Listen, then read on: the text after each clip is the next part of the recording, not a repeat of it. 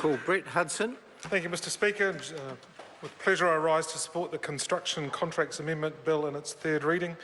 And I have to say that I'm not completely sure what things are like on planet Labour, but here in the real world we actually do expect that people that perform works are capable of doing them and doing them properly. But for any people out there watching this, Mr Speaker, if they don't like the history they've been living and they'd like to see it revised somewhat, they could do no better than listen to a speech from the member who's just resumed his seat. But it is indeed a pleasure to stand in support of this bill, a bill that will make some really serious and important changes to the management of our construction contracts. It will remove some of the distinctions that have been in the past between residential and commercial builds.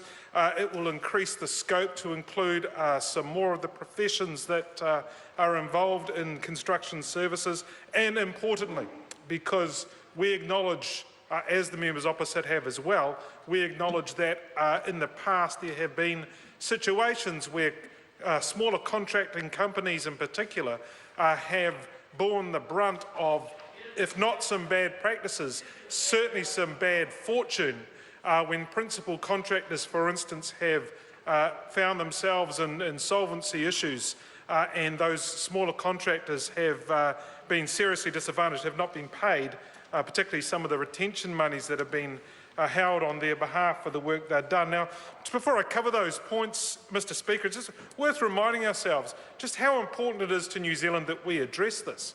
Because if we look at it, the building and construction sector is going through a boom that the country's not seen for perhaps as long as 40 years.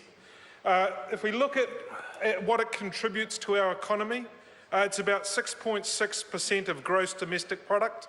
The building and construction sector employs about 9% of our total workforce, or around 213,000 people. The National Construction Pipeline Report is forecasting that over the next 6 years, we'll see a total of $200 billion worth of activity in this sector, and that will peak in about a year's time at an all-time high of $36 billion. So the scale of this industry is that important to New Zealand, Mr Speaker, that it is important and critical, you could argue, that we take these measures.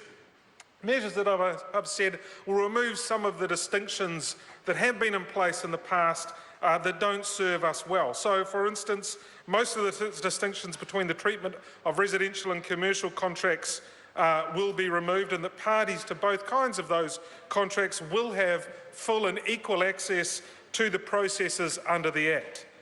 Secondly, the Act will be extended, the scope of it will be extended to apply to design, engineering and quantity surveying work, so architects, engineers, quantity surveyors will have access to the payment and dispute resolution processes, which is good for those professions, but equally consumers will benefit because that will help to hold members of those professions to account for the quality of that work.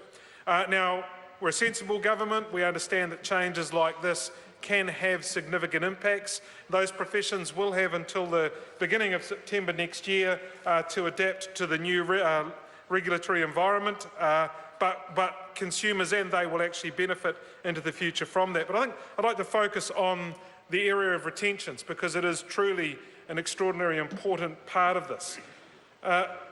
What the key thing we are going to do is to prevent retention money being used by the principal contractor either as working capital or to offset debts elsewhere, including paying retention payments to other subcontractors. So the requirement is that the retention payments will be held in trust.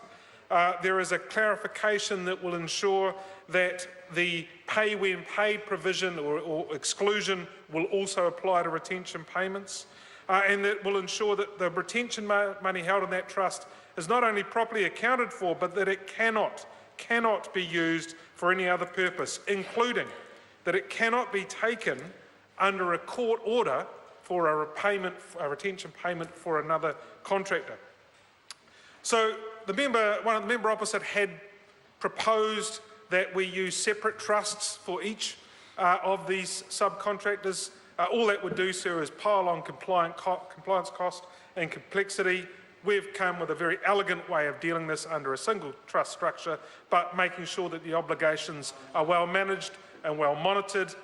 This will help to remove some of the poor behaviours and poor outcomes we have seen. It will give everyone confidence in the system, and I commend this bill to the House.